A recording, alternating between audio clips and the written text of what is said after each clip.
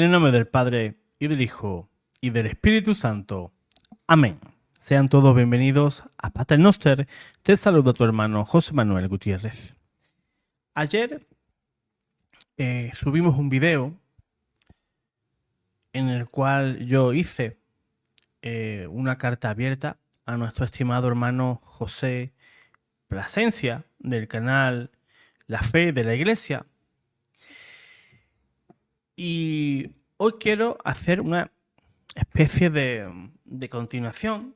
No es precisamente una continuación de lo que yo le dije ayer, sino es sobre un argumento que él dio en uno de sus videos, en el cual él usó la imagen de Padre Pío y habló también del periodista español José María Zavala.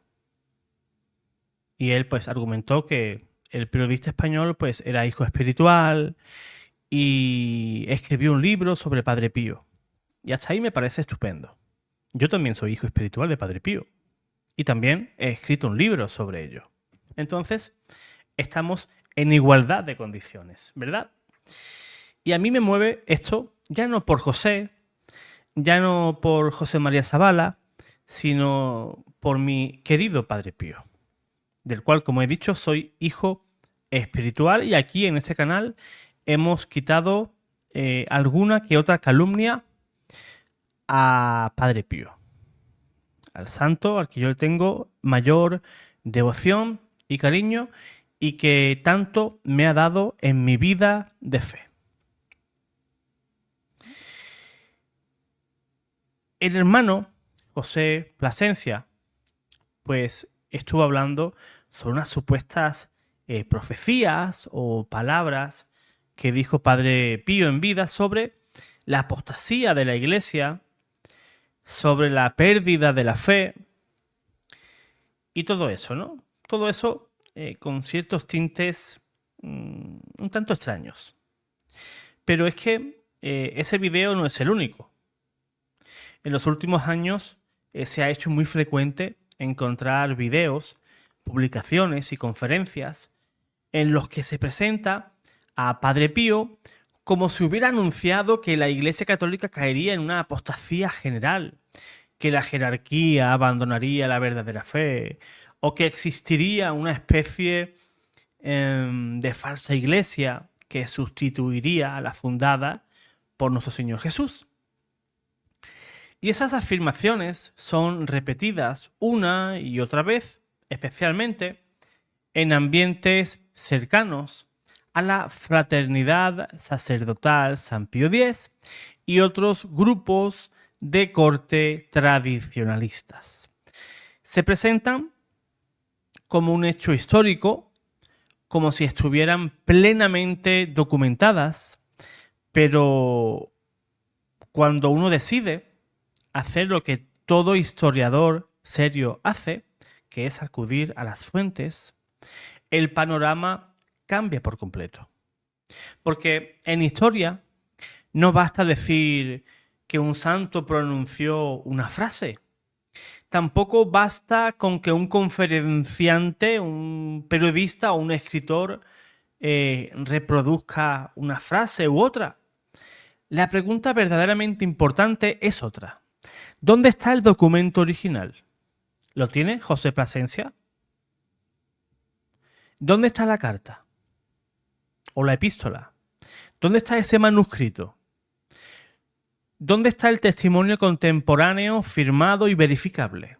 ¿Dónde aparece esa enseñanza en los miles de documentos conservados de Padre Pío? Y aquí es donde encontramos el verdadero problema.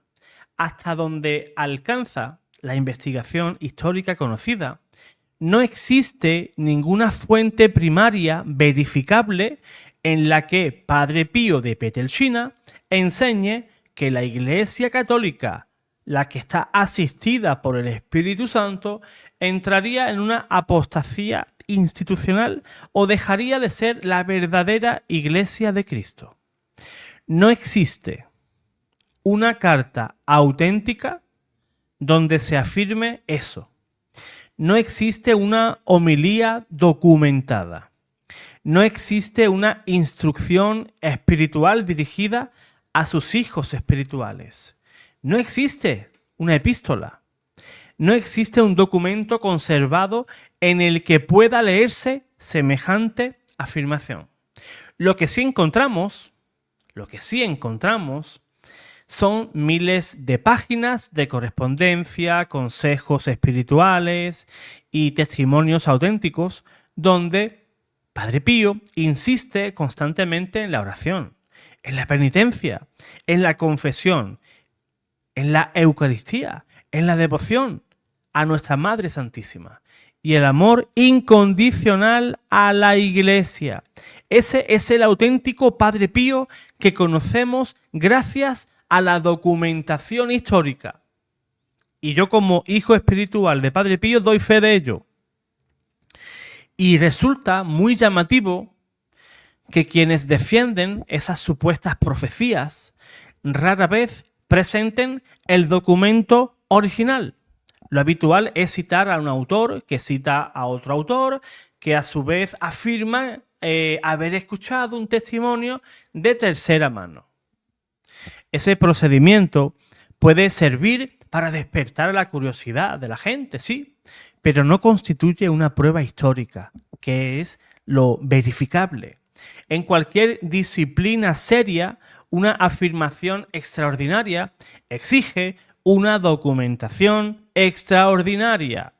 Lo que no puede ser es que escuchemos campanas, pero no sabemos dónde resuenan. Y por esto no se trata de descalificar a ningún escritor o periodista. Personas como José María Zabala han contribuido a divulgar la vida y la espiritualidad del Padre Pío y han despertado el interés de muchos fieles por este gran santo. Sin embargo, incluso el trabajo de un periodista o de un biógrafo no sustituye nunca a una fuente primaria. Si un autor sostiene que Padre Pío pronunció determinadas palabras, corresponde preguntar con toda naturalidad de qué documento proceden, cuándo las dijo, quién las recogió, dónde puede consultarse esa información. Estas preguntas no nacen de la desconfianza, no, sino que tenemos que ser y tener un rigor histórico. No es que yo escuché que a aquel le dijeron, que a su vez a ese otro también le dijeron, que el otro escuchó. No. Pruebas verificables. No, pero es que aquella persona conocía a Padre Pío y dice que en una ocasión creyó que escuchó. No. Una fuente primaria, verificable, irrefutable. Pero eso a día de hoy no existe. Y José Plasencia, en ese video que habla sobre Padre Pío y la apostasía, se basa en que escuchó a un periodista, que ese periodista escuchó a su vez pues a otra persona que lo dijo y al final nadie sabe quién dijo, ni dónde está escrito, ni dónde se dejó de escribir. Además, hay un aspecto de la vida de Padre Pío que suele olvidarse cuando intentan convertirlo en un símbolo de resistencia contra la Iglesia. Recordemos, durante años sufrió investigaciones por parte de la Iglesia, incomprensiones también por parte de la Iglesia y restricciones muy dolorosas impuestas por las autoridades eclesiásticas. Se le prohibió celebrar misa públicamente. Se le prohibió confesar y mantener contacto con sus hijos espirituales. Humanamente, Padre Pío tenía motivos para sentirse herido, para revolverse contra la Iglesia. Sin embargo, jamás respondió fomentando un movimiento de oposición al Papa. Jamás. Él decía que todo eso era una caricia de madre. Cuando él sentía la persecución de la iglesia, él decía que eso era la caricia de una madre. Fíjate. El Padre Pío nunca animó a los fieles a desconfiar del magisterio. Fíjate qué diferencia. Nunca afirmó que la iglesia hubiera dejado de ser la iglesia de Cristo. Permaneció obediente, incluso cuando esa obediencia le costó lágrimas y le costó un sufrimiento inmenso. Ese dato histórico tiene un enorme valor apologético, porque la mejor interpretación de un santo no son frases que se le atribuyen décadas después, sino la forma concreta en la que vivió. Y Padre Pío vivió como un hijo fiel de la iglesia. Su obediencia no fue una obediencia cómoda, fue una obediencia heroica. Precisamente por eso la iglesia lo reconoce hoy como un modelo de santidad. Aquellos que se revuelven contra la iglesia se alejan de esa santidad. También conviene recordar una verdad fundamental de la fe católica. La iglesia reconoce que antes del regreso glorioso de Cristo habrá una prueba para la fe de muchos. La iglesia eso nunca lo ha ocultado. El catecismo habla de una crisis final y de un gran engaño religioso. La iglesia no es ajena a eso. Pero esa enseñanza jamás significa que la iglesia fundada por Cristo enseñará oficialmente el error o dejará de ser asistida por el Espíritu Santo. Cristo prometió a los apóstoles: yo estaré con vosotros todos los días hasta el fin del mundo. Y también declaró: y las puertas del infierno no prevalecerán contra la iglesia. ¿Lo dijo o no lo dijo? Pues para muchos, las puertas del infierno han prevalecido sobre la iglesia. O sea, Cristo mintió, nos engañó. La iglesia ya cayó en apostasía. Pero ¿qué dice la palabra de Dios? Que las puertas del infierno no van a prevalecer sobre la iglesia. Que la barca de Pedro va a ser zarandeada, que va a sufrir tempestades, lluvias, vientos, huracanes. Sí. Pero la barca de Pedro en ningún lugar de la Biblia dice que esa barca zozobrará, se hundirá. ¿Dónde lo dice? Si creyéramos que la iglesia puede convertirse oficialmente en una institución apóstata, estaríamos poniendo en duda la eficacia misma de las promesas de nuestro Señor Jesús. Aquí está la promesa del Señor, en su iglesia. Pero debemos ser también extremadamente prudentes cuando alguien intenta utilizar el prestigio espiritual de Padre Pío para confirmar una determinada postura eclesial, que es lo que yo le veo a nuestro hermano José. Trata de utilizar, y me parece un tanto sucio, no por su parte, sino por todo el mundo que lo hace, utilizar el prestigio espiritual de Padre Pío para confirmar o para tratar de afianzarse en determinada postura eclesial. El cariño inmenso que millones de católicos tenemos por él, por Padre Pío,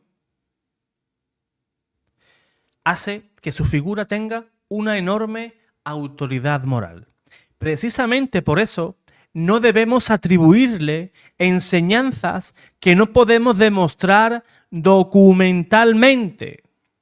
Y si es así, yo ruego a cualquier hermano que me diga: mira, José Manuel, en tal epístola, fechada en tal día, tal hora, Padre Pío escribió fehacientemente tal y cual cosa. Aquí está, José Manuel, cállate.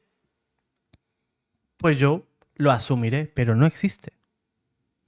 Y si existe, yo pido a cualquier hermano que me dé esa información, que me dé esa fuente primaria.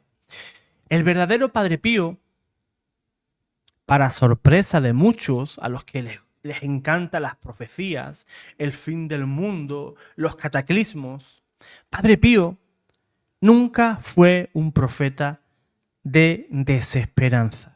Fue un profeta de conversión.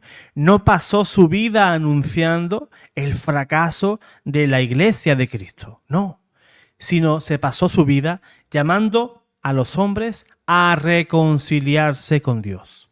No sembró sospechas jamás contra el sucesor de Pedro, sino que invitó constantemente a rezar por la Iglesia, por los sacerdotes y por el Santo Padre. Su mensaje fue siempre profundamente eclesial. Como Cristo amaba a su Iglesia, así debemos de amarla también nosotros. Cristo dio hasta su última gota de sangre, la compró a ese precio. Pues tú y yo, aunque veamos que sufrimos por la Iglesia, tenemos que estar dispuestos también a dar la vida por ella. Como católicos tenemos la obligación moral de amar la verdad. La verdad es Cristo y amar la verdad significa ser honestos con las fuentes. Si una cita no puede verificarse, no debemos presentarla como un hecho. Si una supuesta profecía carece de respaldo documental, no podemos construir sobre ella toda una interpretación de la historia de la Iglesia y el fin de esta. La mejor manera de honrar a Padre Pío de Pietrelcina no consiste en convertirlo en un portavoz de nuestras propias ideas, sino en escuchar lo que él realmente enseñó y también, lo más importante, lo que él vivió. Fidelidad a Jesús, amor a la Eucaristía, devoción a la Santísima Virgen, obediencia a la Iglesia, confianza absoluta en la providencia, sumisión y amor por el Santo Padre y una vida de santidad que sigue iluminando el mundo entero. No me gusta que usen el nombre, el buen nombre de Padre Pío, para apoyar argumentos de personas que son rebeldes a la Iglesia. Hoy me encontré diferentes insultos a mi persona por ser fiel a la Iglesia, por ser fiel al Papa. Me decían ahí en los comentarios de todo. Pero ¿qué decía Jesús? Si os persiguen a causa de mi nombre, sois bienaventurados. Y yo cuando me persiguen por la causa de Cristo, pero de manera real y con razón, yo asumo esa persecución. Lo que no puedo ser es ser el cismático, el que atenta contra la Iglesia y luego me revisto con un traje pues de víctima. No podemos ser cismáticos y víctimas al mismo tiempo. No podemos ser rebeldes. Y cuando recibimos, después de un montón de advertencias, de excomuniones, y me excomulgan, luego esa excomunión se la ponen como medalla. Fíjate, es curioso. La pena más alta que te puede imponer la Iglesia, que es la excomunión, y muchos señores se colocan esa excomunión en forma de medalla, aquí sobre el pecho. Es algo horroroso.